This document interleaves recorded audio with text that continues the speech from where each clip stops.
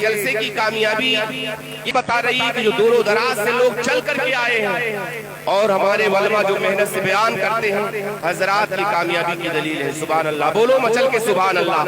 شاعر کہتا ہے بہاریں جھومتی ہیں نور کا ساون مہکتا ہے، بولو سبحان اللہ۔ بہاریں جھومتی ہیں نور کا ساون مہکتا ہے، نبی کے ذکر کی خوشبو سے ہر آنگن مہکتا ہے، اور سراقہ سے کہا سرکار نے ہجرت کے موقع پر، بولو سبحان اللہ۔ آپ لوگ بولا کیجئے، جب بولیں گے تو انشاءاللہ العزیز جو بولنے آئے گا وہ بھی بول کر کے سنائے گا، ہے نہیں؟ شاعر کہتا ہے بہاریں جھومتی ہیں نور کا ساون مہکتا ہے، اور نبی کے ذکر کی خوشبو سے ہر آنگن مہکتا ہے، اور سراقہ سے کہا سرکار نے ہجرت کے موقع پر کلائی میں تمہارے سونے کا کنگن مہکتا ہے، اور لعاب پاک ڈالا تھا میرے آقا نے برتن میں، لعاب پاک ڈالا تھا میرے آقا نے برتن میں، جناب حضرت جابر کا وہ برتن مہکتا ہے، اور تمامی اولیاء کے گردنوں پہ ہے قدم جس کا، تمامی اولیاء کے گردنوں پہ ہے قدم جس کا، جوانی تو جوانی غوث کا بچپن مہکتا ہے، تمامی اولیاء کے گردنوں پہ ہے قدم جس کا، جوانی تو جوانی غوث کا بچپن مہکتا ہے۔ عزیزان ملت اسلامیہ، اور شاعر کہتا ہے کہ ہدایت دیانہ صداقت ہے موتی، یہ موتی ہمیشہ لٹاتا ہے قرآن، اور جہالت کا نقصہ مٹا کر دلوں سے ہدایت کا رستہ بتاتا ہے قرآن، ہے قول نبی ہے قول خدا، فرمان نہ بدلا جائے گا، ہے قول نبی ہے قول خدا، فرمان نہ بدلا جائے گا، بدلے گا زمانہ لاکھ مگر قرآن نہ بدلا جائے گا۔ اور شاعر کہتا ہے کہ جنگل میں مسجد میں بیابان میں پڑھو، مینار گر پڑے ہو تو میدان میں پڑھو، وہ بے خبر نجومی تمہیں کیا بتائیں گے، کل ہونے والا کیا ہے قرآن۔ سبحان اللہ۔ آپ حضرات قرآن کی مانیں گے، بولو انشاءاللہ مانیں گے، اور مانتے ہیں مانتے رہیں گے۔ سبحان اللہ۔ اللہ رب العزت کلام بلیغ میں ارشاد فرماتا ہے وَقَضَىٰ رَبُّكَ أَلَّا تَعْبُدُوا إِلَّا إِيَّاهُ وَبِالْوَالِدَيْنِ إِحْسَانًا۔ سبحان اللہ۔ حضرات نعت سننے سے عشق بیدار ہوتا ہے۔ ہم بھائی شاعر تو ہے نہیں، ہم مقرر ہیں، دیکھو آرام آرام سے نعت پڑھ کر کے سنا دیے، میں نعت پڑھنا نہیں جانتا ہوں، بیان کرنا جانتا ہوں، تقریر سنی ہم سے، ہے نہیں؟ نعت سننے سے عشق بیدار ہوتا ہے، اور بیان سننے سے مقدر بدلتا ہے۔ سبحان اللہ۔ اگر انشاءاللہ آپ سن کے جائیں گے تو ضرور آپ کی زندگی میں وہ بات اگر یاد رہ گئی تو آپ کا نصیبہ بیدار ہو جائے گا۔ سبحان اللہ۔ میں نے آیت پڑھی ہے، قرآن پاک کی 15ویں پارے کی آیت پڑھی۔ حضرات اللہ رب العزت کلام بلیغ میں ارشاد فرماتا ہے وَقَضَىٰ رَبُّكَ أَلَّا تَعْبُدُوا إِلَّا إِيَّاهُ وَبِالْوَالِدَيْنِ إِحْسَانًا۔ اے لوگوں اللہ کی عبادت کرو اور ساتھ ساتھ میں اپنے ماں باپ کے ساتھ حسن سلوک کیا کرو۔ سبحان اللہ۔ حضرات آج یہی میرا ٹاپک ہے۔ حضرات یہ اصلاح معاشرہ کانفرنس ہے، آپ اس میں آئے ہیں تو کچھ لے کر کے جائیں، اور ایسا نہیں کہ بس واہ واہ سبحان اللہ الحمدللہ نعرے لگا کر نذرانہ دے کر گھر چلے جائیں، آپ کے پلے کچھ نہ پڑے، آپ کا جلسہ کرنا بیکار ہو جائے گا۔ حضرات چند منٹ بیٹھے غور سے سنیں، میری ماں بہنیں ہیں ان کے لیے بھی میں چند باتیں بتا کر کے جاؤں گا، آپ حضرات بھی سنیں۔ حضرات اللہ رب العزت نے تمہیں پیدا کیا، اور قرآن حکم فرماتا ہے کہ اللہ کی عبادت کرو، اس کے ساتھ ساتھ میں اپنے ماں باپ کے ساتھ حسن سلوک کیا کرو۔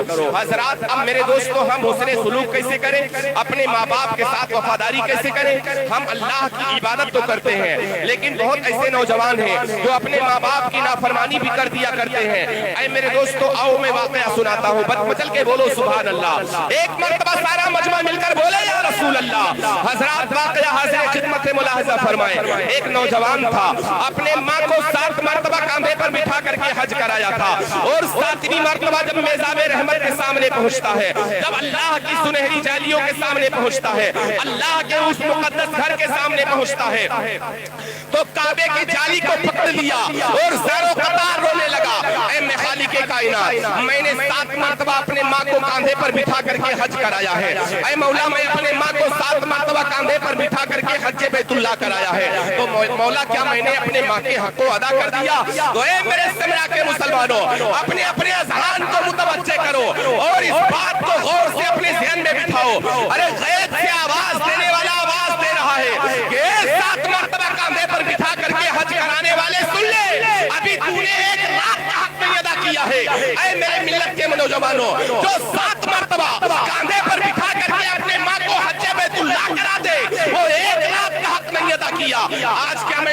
नौजवानों से पूछ सकता हूँ जो अपने माँ को गुस्से में थप्पड़ रशीद कर देते हैं? क्या मैं उन नौजवानों से पूछ सकता हूँ जो अपने माँ को गालियां दे दिया करते हैं? क्या मैं उन लोगों से पूछ सकता हूँ कि जो अपने माँ को बुरा भला कह देते हैं? ऐ नौजवानों, क्या उस दिन को तुम भूल गए हो कि जब तुम बिस्तर पर पेशाब कर लेते थे, तुम्हारी माँ गीले बिस्तर पर सो जाती थी और तुम्हें सूखे बिस्तर पर सुला दिया करती थी? अगर तुम्हें बुखार आ जाता था, माँ तड़प जाती थी। अगर तुम परेशान हो जाते थे, माँ बाप परेशान हो जाया करते थे। क्या उस दिन को तुम भूल गए हो?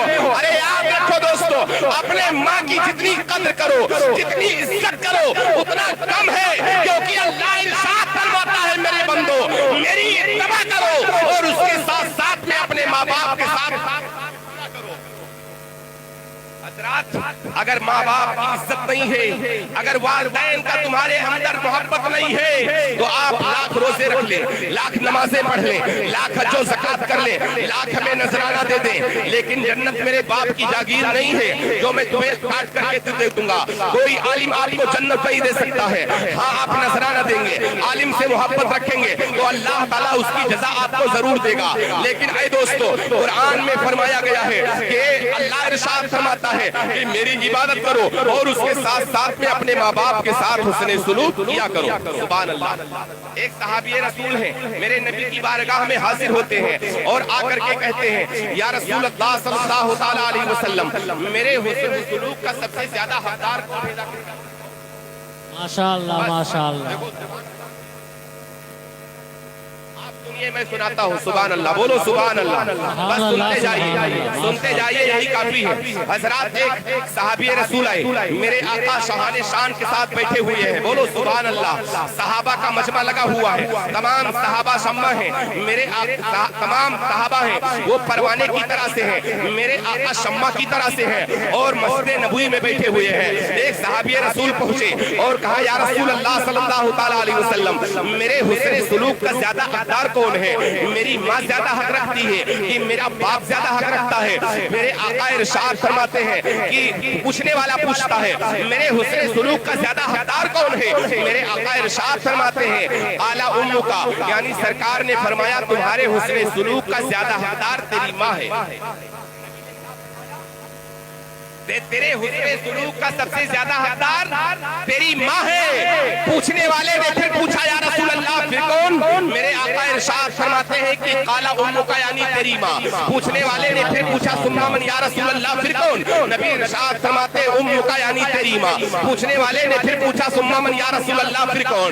मेरे आका इरशाद फरमाते उम्मू का, तेरी माँ। पूछने वाले ने फिर बात रिपीट किया और कहा, सुम्मा मन, या रसूल अल्लाह फिर कौन? मेरे आका इरशाद फरमाते काला अब्बा। सुभान अल्लाह। यानी सवाल करने वाला 4 मरतबा सवाल करता है, या रसूल अल्लाह मेरे हुस्न सुलूक का ज्यादा हकदार कौन है? तो 3 मरतबा मेरे आका माँ के हक में इरशाद फरमाते हैं और 1 मरतबा बाप के हक में इरशाद फरमाते हैं।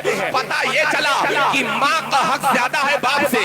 ऐ मेरे दोस्तों, अब आप अंदाजा लगाएं कि अल्लाह रब्बुल इज्जत ने माँ बाप के बीच में दोनों में सबसे ज्यादा मरतबा माँ का क्यों ज्यादा किया, बाप का मरतबा कम क्यों है? तो ऐ मेरे मिल्लत के नौजवानों, गौर से सुनो इस बात को।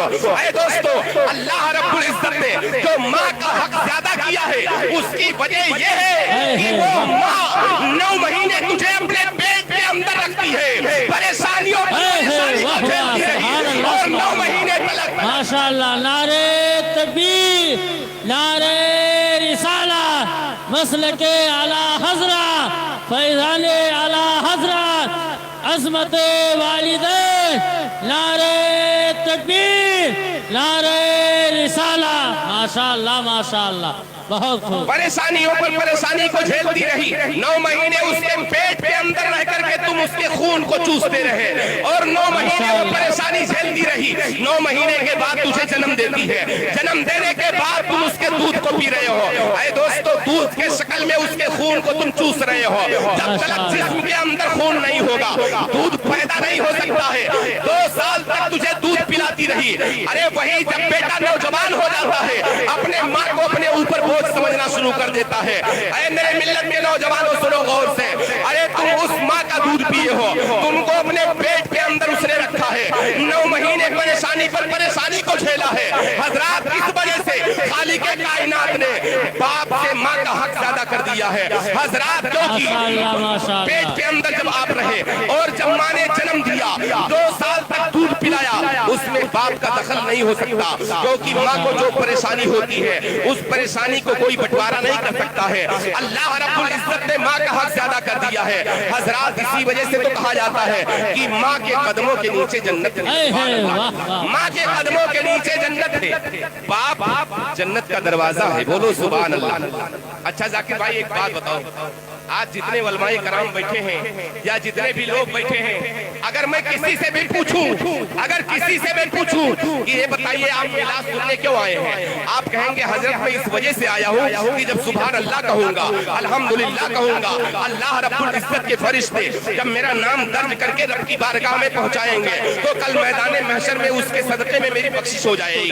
حضرات علماء کرام سے پوچھتا ہوں کہ اے عالموں, یہ بتاؤ کہ آپ یہ پروگرام کرنے آئے ہیں, آپ نے قرآن سیکھا ہے, آپ بچوں کو تعلیم دے رہے ہیں, ایسا کیوں کر رہے ہیں؟ ان کا جواب ہوگا حضرت میں اللہ کو راضی کرنے کے لیے, اللہ ہم سے راضی ہو جائے اور اس کے بدلے میں ہمیں جنت عطا کر دے. میں شہیدوں سے پوچھتا ہوں کہ اے شہیدوں, تم نے اپنے گردن کو کیوں کٹایا؟ تمام شہیدوں کا جواب یہ آتا ہے کہ میں گردن اس وجہ سے کٹا رہا ہوں کہ اللہ کی رضا ہم سے خوش ہو جائے اور ہمیں جنت مل جائے. حضرات میں ولی سے پوچھتا ہوں, اولیاء کرام سے پوچھتا ہوں, اپنے رب سے اتنی محبت کیوں کرتے ہیں؟ ان کا دعویٰ ہے کہ اللہ ہم سے راضی ہو جائے اور ہمیں جنت نصیب ہو جائے. پتہ یہ چلا کہ جنت کوئی معمولی چیز نہیں ہے, ماشاءاللہ نہیں ہے, کیونکہ جنت پانے کے لیے عالم پریشان, جنت پانے کے لیے جاہل پریشان, جنت پانے کے لیے مفتی پریشان, جنت پانے کے لیے مدبر پریشان, جنت پانے کے لیے مفکر پریشان, جنت پانے کے لیے شہید پریشان. پتا چلا کہ ہر لوگوں کی یہی خواہش ہے, اے مولا تم مجھ سے راضی ہو جا, ہمیں جنت مل جائے. پتا چلا جنت بہت اعلیٰ چیز ہے, جنت بہت بڑی چیز ہے, جنت بہت اچھی چیز ہے. میں پوچھتا ہوں اے خالق کائنات, جب اتنی بڑی جنت ہے, اتنی معتبر جنت ہے, تو اے مولا اس پاک جنت کو تو نے ماں کے قدم, ماشاءاللہ سبحان اللہ, جب اتنی اچھی چیز ہے جنت, تو جنت کو ماں کے قدموں میں کیوں رکھا؟ اے میرے دوستو, اس کا جواب یہ آتا ہے, ارے جب ماں کے قدم کا یہ عالم ہے تو پھر ماں کے سر کا عالم کیا ہوگا؟ اے میرے دوستو, ابھی تو فرمایا گیا ہے تیری جنت تیرے ماں کے قدموں کے نیچے ہے. سبحان اللہ سبحان اللہ, تیری جنت تیرے ماں کے قدموں کے نیچے ہے. سبحان اللہ. ایک صحابی رسول حاضر ہوئے اور کہا یا رسول اللہ, اسلام کے نام پر میں اپنے گردن کو کٹانا چاہتا ہوں. ماشاءاللہ, بولو مچل کے سبحان اللہ. سبحان اللہ. ایک صحابی رسول پہنچے اور کہا یا رسول اللہ, اسلام پر میں جہاد کرنا چاہتا ہوں, اپنے سر کو کٹانا چاہتا ہوں, اپنے جسم کو قربان کرنا چاہتا ہوں. اے میرے دوستو, میرے آقا ارشاد فرماتے ہیں کہ تم گھر چلے جاؤ, تیری جنت تیرے ماں کے قدموں کے نیچے ہے. سبحان اللہ. سرکار نے کیا فرمایا؟ قَالَ فَالْزِمْهَا فَإِنَّ الْجَنَّةَ عِنْدَ رِجْلِهَا, اسے لازم پکڑو, اپنے گھر جاؤ, تیری جنت تیرے ماں کے قدموں کے نیچے ہے. سبحان اللہ. حضرات, اب ایک سوال پیدا ہوا کہ سرکار نے فرمایا تیری جنت تیرے ماں کے قدموں کے نیچے ہے. حضرات کوئی سوال کر سکتا ہے, یا رسول اللہ میری ماں اگر نماز نہیں پڑھتی ہے تب, میری ماں اگر روزہ نہیں رکھتی ہے تو کیا ہوگا؟ اے میرے دوستو, اللہ کے رسول صلی اللہ علیہ وسلم نے یہ نہیں ارشاد فرمایا ہے کہ تمہاری ماں اگر نماز پڑھتی ہے تو جنت قدموں کے نیچے ہے. نبی نے یہ نہیں ارشاد فرمایا کہ تمہاری ماں اگر روزہ رکھتی ہے تو جنت قدموں کے نیچے ہے.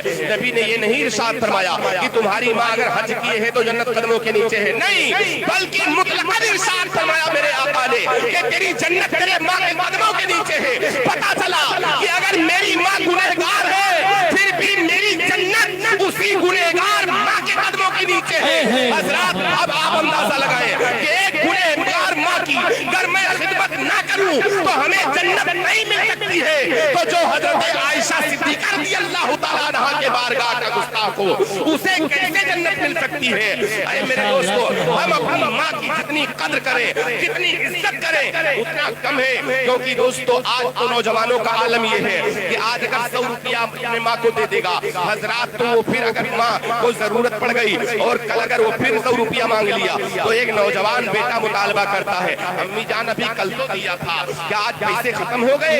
ऐ नौजवान, तू जिस माँ से तू पूछ रहा है उस माँ की मोहब्बत तुझे पता नहीं है। अरे तू मेरे पास आता है, हजरत मुझे ताबीज दे दीजिए, मैं परदेश जाना है। कोई कहता है हजरत ताबीज दे दीजिए, मेरा बच्चा बीमार है, एक मैं नुस्खा बता करके जाता हूँ। अरे हजरत से ताबीज न बनवाओ, किसी हजरत में वो ताकत नहीं है जो माँ के दिल में ताकत है। अरे दोस्तों, तुम अगर परदेश जा रहे हो, अगर तुम कोई कारोबार करना चाहते हो तो माँ से हजरत से दुआ न कराओ, हजरत से ताबीज न बनवाओ,